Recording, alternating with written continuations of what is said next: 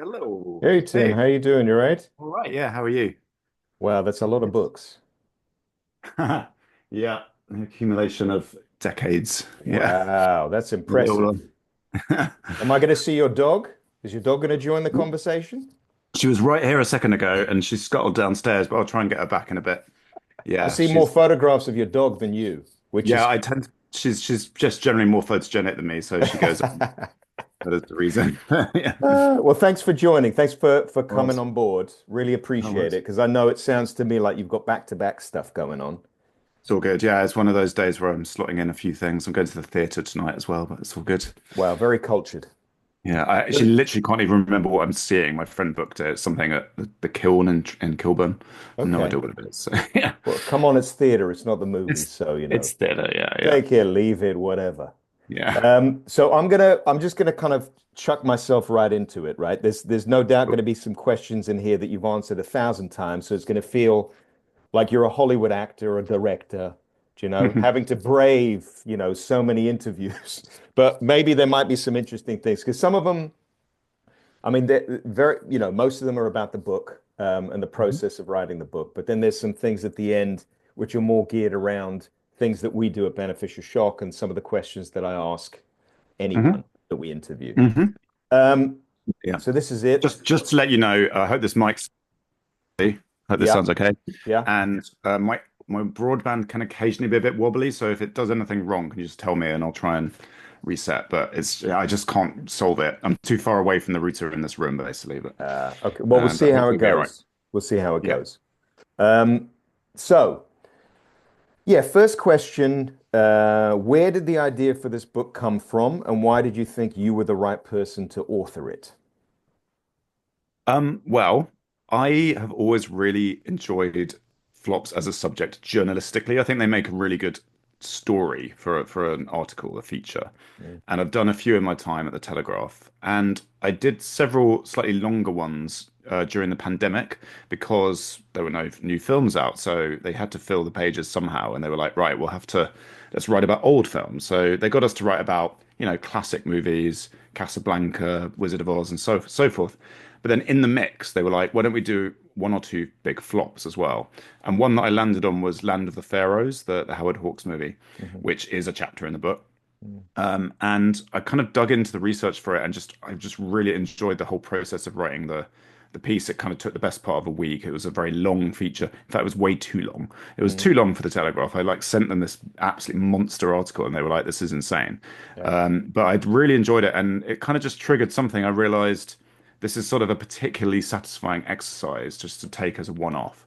And I thought to myself, what if I were to do a whole string of these across Hollywood history Mm. and to run them chronologically and to kind of bounce from one to the next and sort of see what we learn along the way, basically, about how the industry evolved and what kind of what lessons they took from each failure, how how genres adapted and how directors came a cropper and all that kind of stuff. Mm. And I thought that I've got a thumbs up on my screen. What does that mean?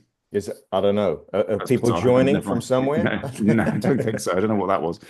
Um, so yeah, and then the challenge then was deciding which films to include. Mm. And I guess it's in that my kind of I guess my personal predilections and kind of tastes come through, like in terms of which films I've picked. Mm. Because another critic might have chosen a whole different set of films. Mm. And some people would have, some people would have put Heaven's Gate in there or Mm. Ishtar or some of the other ones that I decided not to have. But Mm. as I just thought about each film, I just decided what is there that I can say that I can personally say about this film that feels a little bit fresh or new, hasn't been written before, and so on. And Mm. I don't know, in terms of why I was the right person to write it, I think that's for the reader to judge, honestly, rather than me. Yeah, true. Um, I mean, I guess that kind of issue around failure. I mean, I'm a graphic design lecturer, we talk a lot about the creative process that really good things come from failure. They come from testing things out, kind of pushing boundaries, trying things, realizing that doesn't work, and then going back. I mean, these are things realized on a massive canvas, though, with lots of money involved. But I guess this fascination of failure, and there's lots of podcasts out there, talking about, people experiencing failure and what it means. But I remember there was something that was I think you mentioned it in where have I got over the question?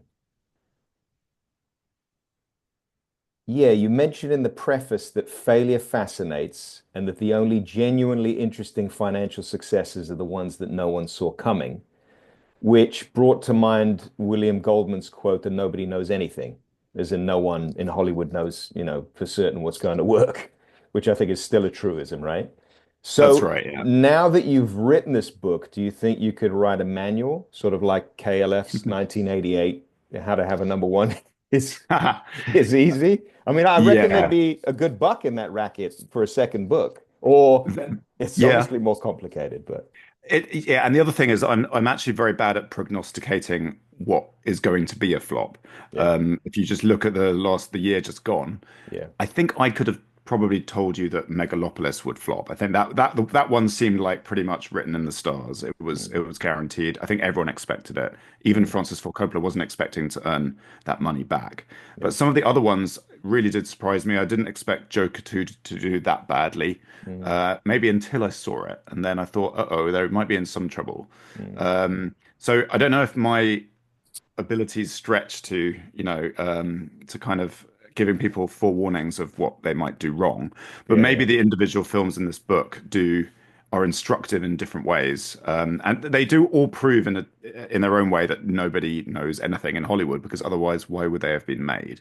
Mm, But I think they illustrate different ways that films can fail. I'm really interested though in what you say about as a graphic designer, the kind of idea that you learn by through failure and sort of trial and error, because mm, that became clear to me when they were coming up with the cover design for the book actually. mm, Faber have a very good team obviously to do that, mm, and I was sent several versions and a version from America, which was a completely different design, which was like a splattered tomato, like a red tomato against a yellow background.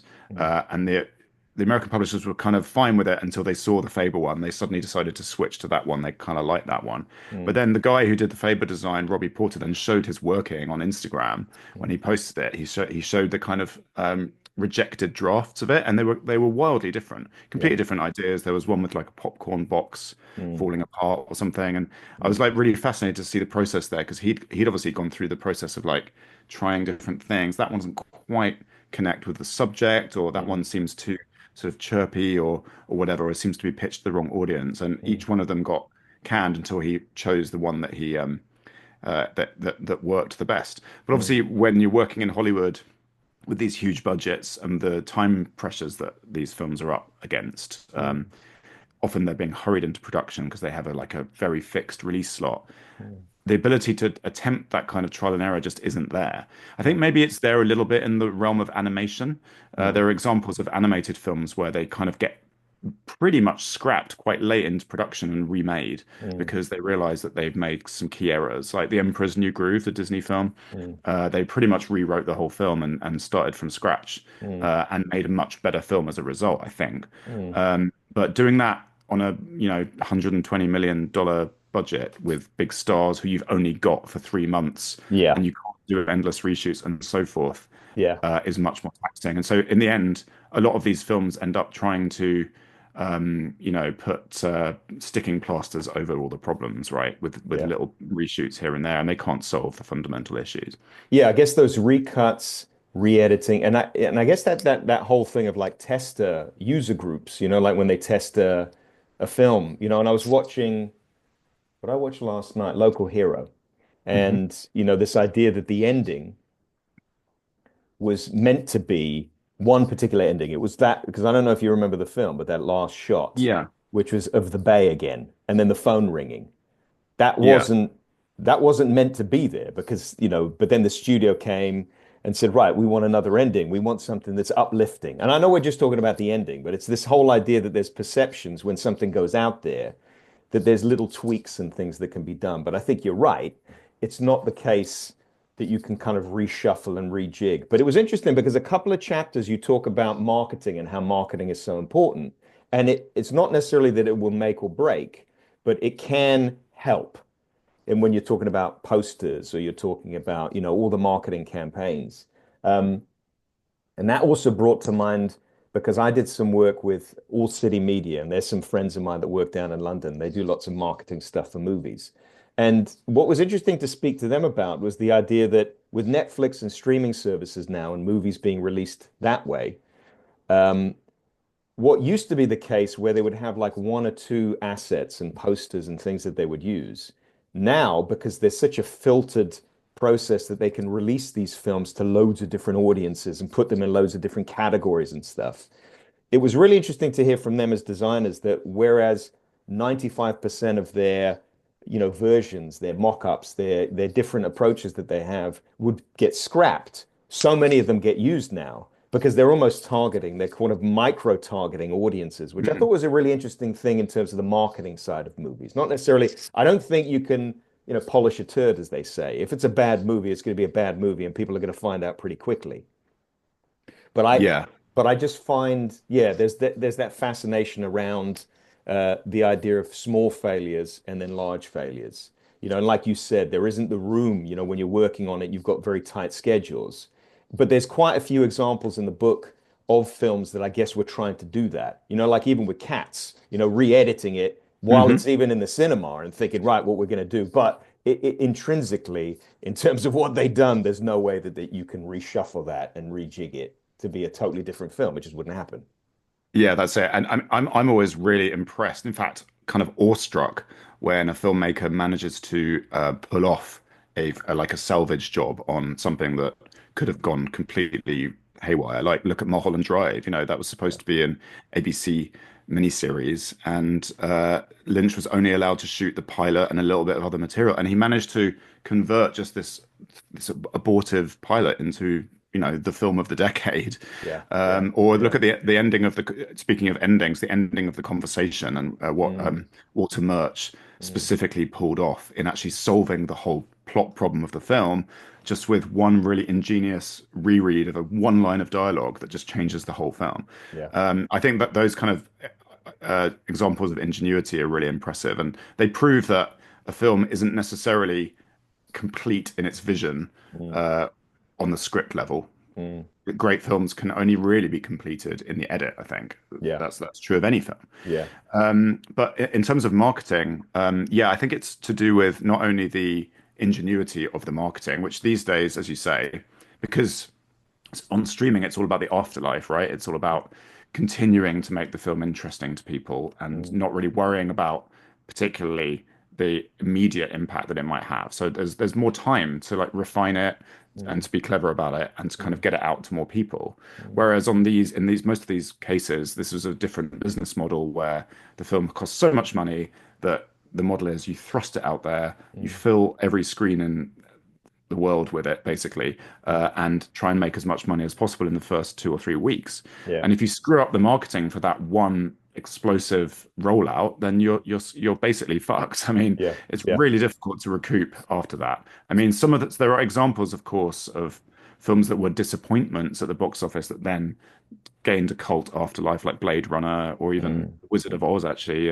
or mm, Casablanca. Sorry, Citizen Kane is another one. mm, But there are exceptions, and a lot of these films that die on their opening, weekend just never recover mm. and become quite disreputable. Sorcerer, good example. It was hard to see for years and years Yeah. because no one wanted to touch it. They were like, "Oh, that must be a stinker. It lost a fortune." Mm, So those films can't recover. And these days it is different. So yeah, marketing in that instance, it's about the compatibility of the marketing, I think, from the mm, word go. They need to be this filmmaker and whoever is coming up with the vision for the film needs to be on the same page with the studio's marketing division about what the film is and how they're actually going to sell it. And if they mm, can't get that into alignment before the film goes into production, then mm. that's where a lot of the problems begin. Because if you can't line up before the film, you're going to struggle to line up after it's been made, I think. Yeah. Yeah. Yeah. No, very true. Um, and on that point, because I think it was interesting because I mean, what I'd noticed is by looking at those list of 20, because it was 26 films, wasn't it, that you Yeah. you kind of spotlighted. But with the exception of Nothing But Trouble, which was Hmm. directed by Dan Aykroyd, and Catwoman, Pit Off, which I don't think there was much of a track It's record off. there. Yeah, Yeah, and indeed. possibly, I guess, Supernova, because that was the collaboration of Walter Hill and then Jack Shoulder. But I guess Jack Shoulder was, again, you look at, that reputation, not great. But the rest of the films which you selected have got some really good directors. So I was Yeah. just wondering, or at least they're like trusted hands, that you could see these were people that had some vision, they had some personality and character in what they did. So was it more interesting to write about these films because of these directors? I mean, when you look at those 26, that when you were making your selection, because I know you highlight quite a lot of other flops, but the Hmm. ones that you Yeah. really choose, because those are all more in passing, but the core ones, really, apart from those two or three, the majority have got really good directors. And I don't know if that makes for a more interesting story and to tell. I think it does. It does because it means that the kind of main tragic figure in the chapter is like the filmmaker, who Mm, is someone who has got stature and a track record, as you say, and is someone who's riding high. And this is a pattern with quite a lot of the films in the book. The mm, reason that these directors were given enormous budgets on some of these films yeah, is that they just had a huge hit, an yeah, absolutely huge hit. mm, So Freakin', Exorcist, and then the gates are opened. He can do whatever he wants. So mm, he gets to cash in all of his credit, mm, unfortunately for him, on Sorcerer, which I do think is a great film, but just a terrible example of bad karma mm. hitting a movie through every stage of production. Yeah, yeah. Or you look at, someone Well, even on that Hudsucker kind of, Proxy, with Coen yeah, Brothers they and just won the Palme d'Or, yeah, yeah, yeah, and yeah. And David Lynch. I mean, David David Lynch Lynch. with David Lynch had just got Dune. lots of Oscar nominations for Yeah, Elephant yeah. Man. He was like, the new boy in town. It's Mm, true of a lot of them, honestly. mm, Even Rennie Harlin, he just done made some action hits back to back. He'd mm, done Die Hard 2 and Cliffhanger. They've made money, so mm, they're like, sure, he can do an action movie on $100 million budget. mm. But they needed Michael Douglas, otherwise that film was just not going to be a commercial threat. And Yeah. also Orson Welles, even though, as I say, Citizen Kane wasn't a big money spinner, it Mm, was very respected. Groundbreaking film in 1941. So, of course, he gets a big budget to make his next film. It's sort of like the pattern. It's the way it works, mm, and it's when they kind of it's like an Icarus story each time. They on that next one, that's when they come a cropper, mm, um, and it definitely happened with all of those examples. I do think that did come into play in me choosing those films for sure, mm, because that is a dramatic story, right? It's sort of you're on top and then you're dragged to the bottom. But it's also true not only of directors, it's true of actors. It's true of Halle Berry. mm, Halle Berry, she just won Best Actress for Monsters Ball. mhm, That's how she gets the biggest salary that any black actor had ever had in mm, Hollywood for Catwoman. And then that was the worst decision of her career, and she acknowledges that. So mm, it does happen. And Dan Aykroyd, even though he hadn't directed a film before, he was a big force in the 80s as an actor and writer. mm, Ghostbusters, mm, and all of those films he made with John Landis, a lot of hits in a row. He was a big A-list name, and mm, so and he much as he didn't want to direct the movie because he wasn't a director really, mm. he kind of like consented to do so because he thought it would save Warner Brothers money, basically. Yeah, yeah, And yeah. it didn't really in the end. It certainly didn't make them any money. Yeah. Yeah, and I guess it's interesting because, like with the Coen brothers and, David Lynch, and there's probably others in the book, but with those because they're quite kind of visionary. They're very particular in the way that they work, and it almost felt that there was sidle once the budgets got so big, it almost became problematic for them to control that kind of independent spirit and that creative spirit that they had. And interestingly, when they come off of those films, they almost make better films, right? Because you've got I Fargo totally that agree. Yeah. follows, and that's kind of it. What I found interesting by reading the book, and it's not like a theory or anything, but it goes back to the idea of failure. Yes, if I'm working on something and I see 30 different things and they're happening, and I can see that process happening very quickly, and we're talking about Hollywood movies and their big budgets. But sometimes I guess failures like that or flops can push directors into a situation, right, where they've got slightly it's not like they're in safe ground, but they almost make better films next because I something is agree. like Yeah. failure has pushed them into kind of making really interesting successes next. So maybe the failure model does work. It costs a shitload of money, but it's a different sort of process, maybe a lengthier process. Yeah, and they're the lucky ones because they got the chance to make the next film and Yeah, completely under their own control. yeah, And those are exactly the right two films to pair as the follow-ups, Fargo and Blue Velvet. yeah. Almost like the archetypal uh, Coen's film and the archetypal Lynch film. Mm, And they both are significantly influenced by coming after the biggest failure that they'd had commercially. mm, I think that's absolutely right. And there's something about especially Lynch, he would never return throughout his career to the kind of budget level anywhere near it that June mm, was, mm, because it just didn't suit his talents at all. He was mm, out of his depth, really, and couldn't retain control over the process the way that he liked to. And you mm, see a man then for the rest of his career just looking for ways to keep control and hanging on to it quite successfully, right the way through to Inland Empire, where he decides, look, my way of controlling the film shoot now is that I'm going to shoot it myself with, an HD camera and just wander around Hollywood, yeah. and not have to listen to anyone's, rules about what I'm doing with this budget. I think Mm, with the Coen brothers, they do go back to bigger budgets later on because something like True Grit costs quite a lot of money, I think. mm, But they're more relaxed with their own talents at that point. And I mhm, think they kind of know what audiences want from them. I think mm, with Hudsucker Proxy, they were a little bit ahead of themselves in a sense. I think they they were trying so hard to be so clever and so fast and so talky that mm, they kind of lost their audience somewhere. And that's why very few people saw that film when it came out. It was mm, slightly alienating to people, even people who'd liked their earlier films. mm. And then they rediscovered themselves with Fargo, absolutely, which I do kind of like the visual contrast between the two films as well. It just seems very striking to me that you go from Hudsucker Proxy to Fargo, basically. Yeah, Yeah, but it's they great. still have their hardcore fan base, like you highlight in the Hudsucker Proxy, you know. And I remember because there's the movie Yeah, podcast that you did as well, which allowed yeah, that process to kind of go a little bit further. Because I think they interviewed that's someone right. who's like a real big fan of it. But I think these are good films done by good filmmakers that then get rediscovered, like Cynic Dope, is the same type of film that is such a strong, powerful, emotionally driven film.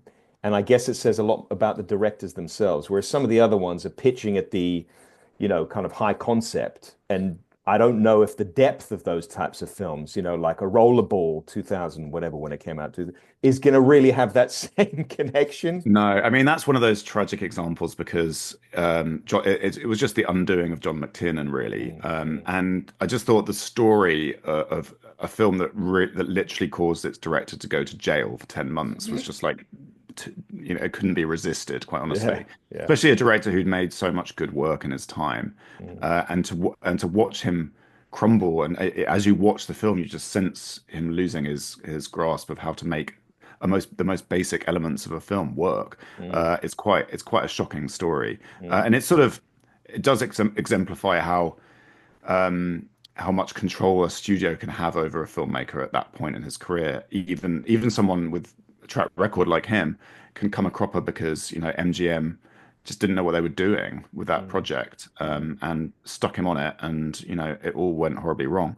But mm, so yeah, I don't think Rollerball can ever be recuperated. I don't think A Sound of Thunder will be either, and so mm, on. But it was the sort of tragic elements of those films that appealed to me as a story, rather than kind of wanting to kind of laugh at them too much, mm. to sort of like actually just kind of go, ouch, this is how wrong it can go, basically.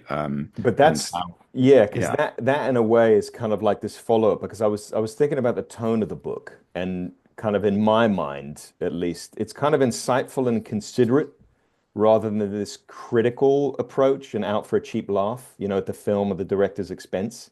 So was it kind of difficult to find that balance, or was this kind of more of a reflection of the way that you write film reviews and that you are as a writer generally?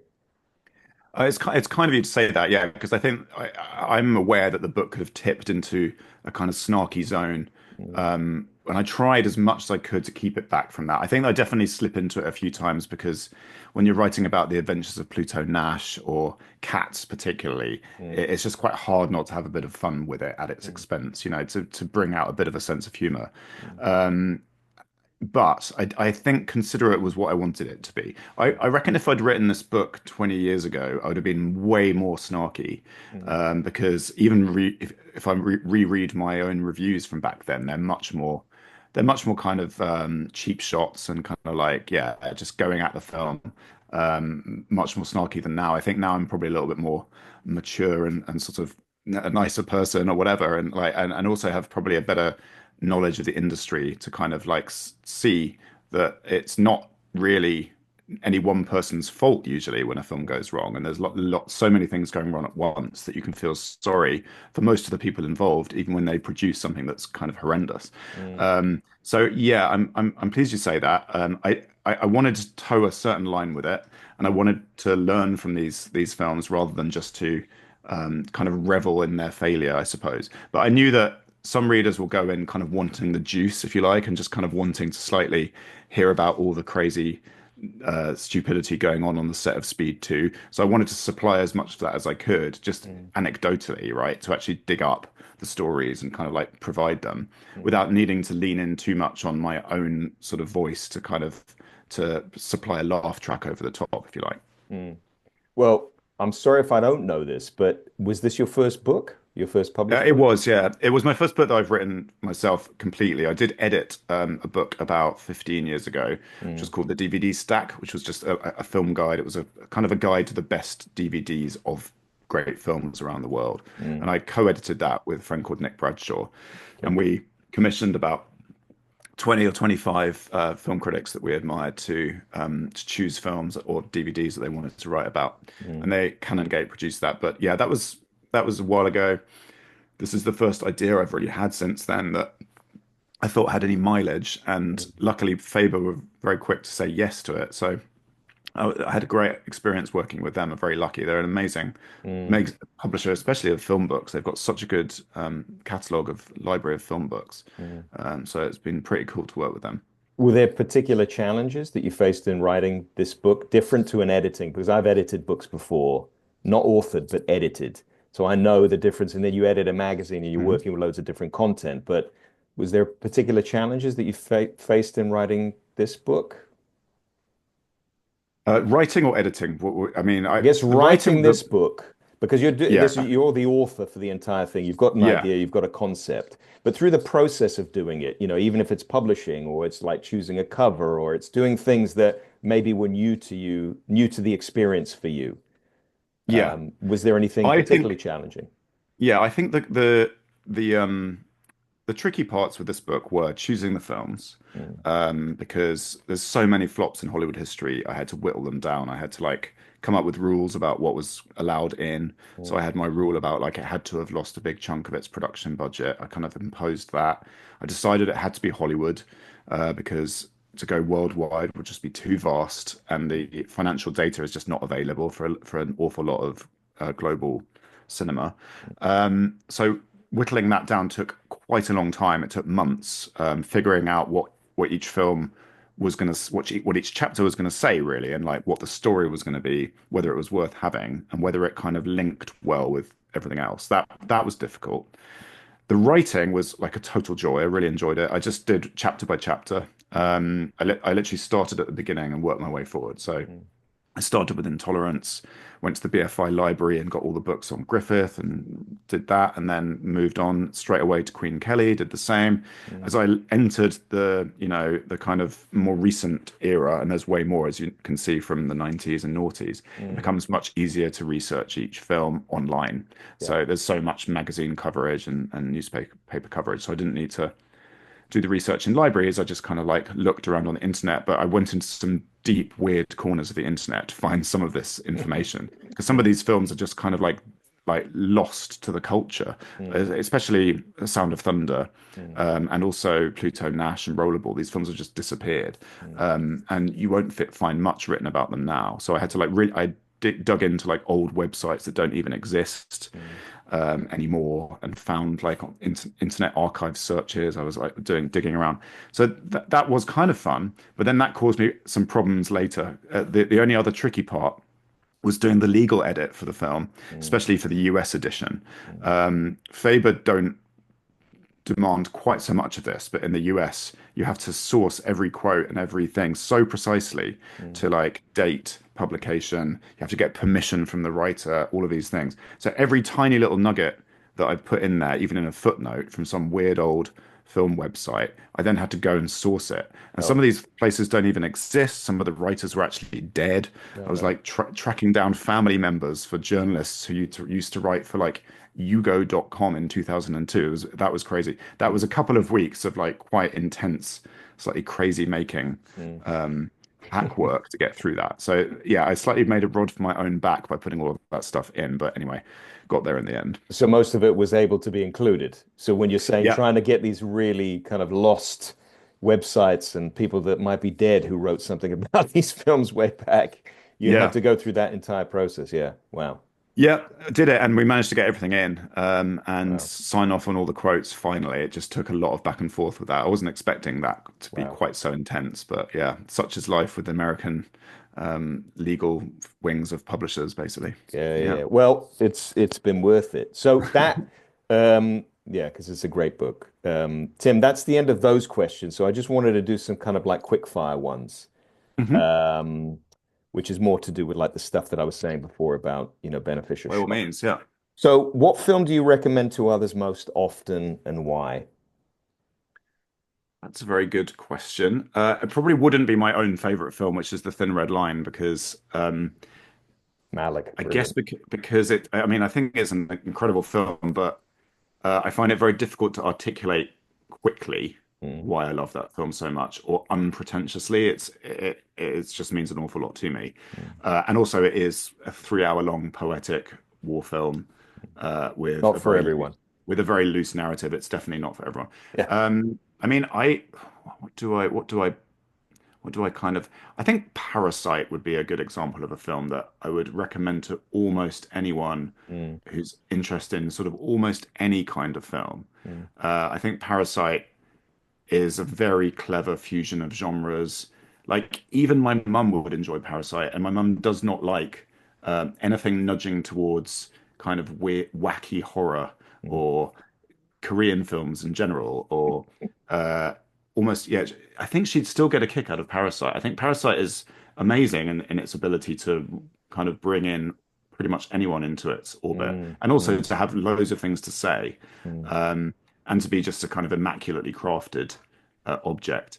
Um, I don't know. What else do I love? I've always been a big fan of this of the Bourne Supremacy. The second Bourne movie, I think, is an absolute banger. Mm, And for people who like that kind of movie, like a spy movie, I think it's like the perfect example of one. mm. Um, Well, that's brilliant. You only need to have one, and now you've come there we up with go. two. Gave you a couple. Yeah. What object from a film do you wish you could own and Oh my gosh. Um, I have not. What object do I wish I could own from a film? Okay, I'll give you one. Yeah. The film I just rewatched 2 days ago. The little spinning top hat that Isabella Rossellini's kid has in Blue Velvet, that is sitting around in her apartment, and which Carl MacLachlan Mm, takes at one point, and she grabs it back off him and kind of clutches it and like strokes it almost and nurses it mm, because it's mm, all she's got left of her child. mm, And then in that incredible last sequence, you see the boy wearing it and kind of running towards her on the bench, and she's just like besotted with him all over again, and like mm, her life has been glued together. That mm. is such a great totem of like mother love, I suppose. Yeah, That yeah, would be yeah. a pretty cool thing to have in your like That's just an interesting one. Yeah, sat yeah, sat yeah. behind me on the shelf there. That would be pretty cool, I Yeah, think. because no doubt you could probably get one online, but it needs to be that one. The It needs one, to it be needs the to be, one in the movie, right? Which a it lot of has to people be just that don't one. hold on to stuff. They destroy things. There are things that are found. But I know this by speaking to a lot of set directors and kind of people that worked on films in terms of production. Um, I'll send you if you want, Tim. We worked on a book about 10 years ago about film objects. It's like 50 Oh wow. iconic film objects. I'll Oh, send it. I would love to read that. You know what? I mean, I wish I was more of a film memorabilia guy. I think I'm scared of it because I feel as though if I went down that rabbit You'd hole be broke. in a Lynchian way, Yeah, I yeah, would end up completely broke, yeah, basically. yeah, I would yeah, spend money yeah. on. I've got some kind of cool posters. I've got an original Alien poster Nice. here, which can you see that? Yeah, Yes. there we go. Wow. Like Wow. that weird shape as well. Yeah, That's yeah, from yeah, 79. And I've got some cool like old Saul Bass designs. I've got this Saul Bass poster for an Otto Preminger film with Liza Minnelli in it. yeah. Oh, Um, fantastic. Yeah. from the 60s and a few things like that. But yeah, Posters is huge, but the interesting thing that we did when we did the book, was like the selection, like you were talking about the selection of the films for your book. It was like the selection of the objects, and mm, it wasn't, there was like a criteria. Anyway, that's for a different time, but I'll send you a copy of the book and see if you liked it because I so love doing it because I'm not a memorabilia hoarder. I won't, but I am right. interested in material culture and the physical Yeah. objects within films because of their meaning and what they represent and all that type of stuff. Like you said, you're not choosing something like, Back to the Future skateboard or something. It's there's this kind of really interesting idea of why people choose specific things because, you write about film and you know a lot about film. So there's going to be nuance to the answers, which I always find really interesting. And honestly, I wonder whether anyone actually owns that little spinning hat Yeah. toy. Yeah. I wonder Yeah. whatever happened to it. Well, that could be another Um, rabbit hole you go down to find yeah, it. yeah.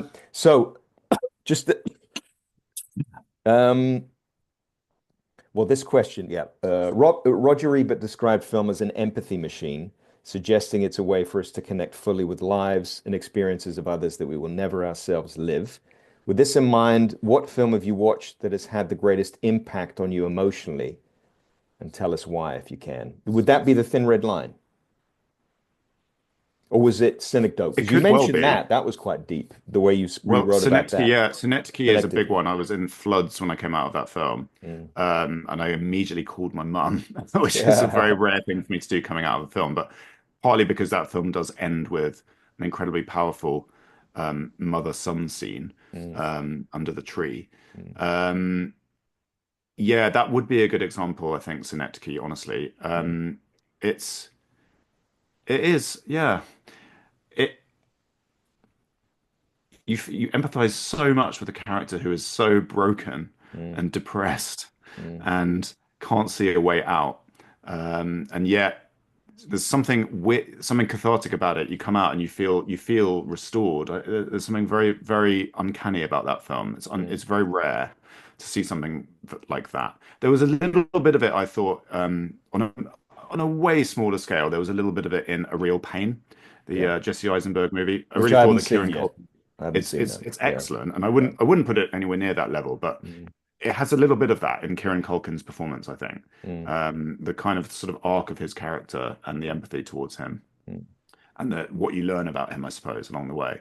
Well, I guess The it's like you understanding were of that. saying about, the interest that you might have in failure, and a lot of people write about failure, which is kind of more interesting than just kind of blown out success, is maybe the same interest that we have in anti-heroes and broken characters, because maybe they reflect more the reality of what life is, as opposed to I think and what that's we it. all experience. And I guess that if anything does Yeah. that, it might touch us on a slightly different level.